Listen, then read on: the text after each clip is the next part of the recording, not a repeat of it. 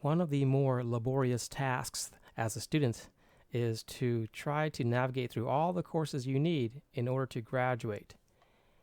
Typically, as a neuroscience major, you'd go to the student's menu on the website and pull up the neuroscience major check sheet. It's a PDF file that shows you all the courses needed to complete the curriculum. In DegreeWorks, it takes all the courses that are listed here and populates them into DegreeWorks, which is an interactive, living, breathing transcript, if you will, of your records. And I'm going to use this particular student here as a good example. She's a freshman that has registered for 16 credit hours in the fall 2020 semester. That gives her 16.95% progress towards the 120 hours that she needs in order to complete this degree. If you read through this properly, what you'll notice is that there are shaded areas in purple and in red font, indicating that you still need to take a course or courses in a particular section.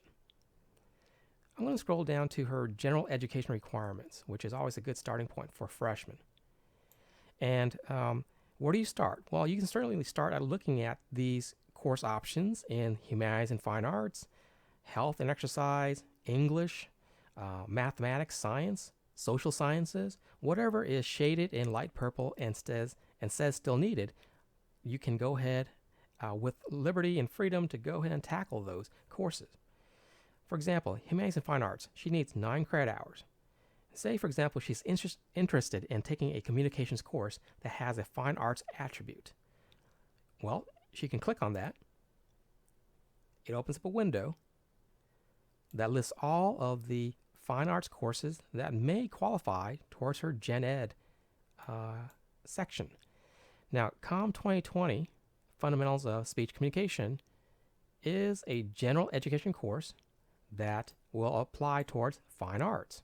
That's how you read that legend. It shows you the term that's available. It's upcoming here in the summer session 2 2020 and fall 2020 terms. The CRNs, the course registration numbers, the sections, how many seats are open for those sections, and the days and times if applicable. So if she clicks on one of those courses that are offered as a fine arts, then it will qualify. And once she registers, she only will need 6 credit hours remaining. She's going to be credited in the future for completing those 3 credit hours of fine arts, for example.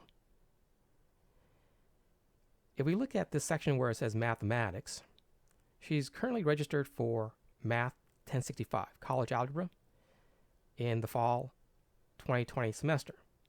So although she has not completed that course yet, it's pending, the still needed wording goes away. So the system does credit you once you register for a course that meets certain requirements. I'm going to go down to her neuroscience curriculum where it says multidisciplinary studies, BS, and a concentration in neuroscience. She's got quite a lot of courses left over to complete, so that's expected as an incoming freshman. So once again, just utilizing the links that are available for any course, she can then guide herself in making the proper decision as to whether or not she should take the course or wait. Now, I'm going to go ahead and pull up, for example, Chemistry 1160 for her. That's needed for the neuroscience major. That's General Chemistry 2 and its lab Chem 1161. It says here that the prerequisite is Chem 1150 and the co-requisite is Chem 1151 for Chem 1150. So she needs Chem 1150, 1151 first before she can register for 1160. If we go back to the science section,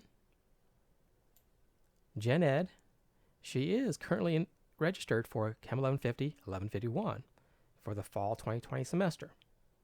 So upon completion of those 2 courses, she will then qualify for registering for Chem 1160 in the future and 1161.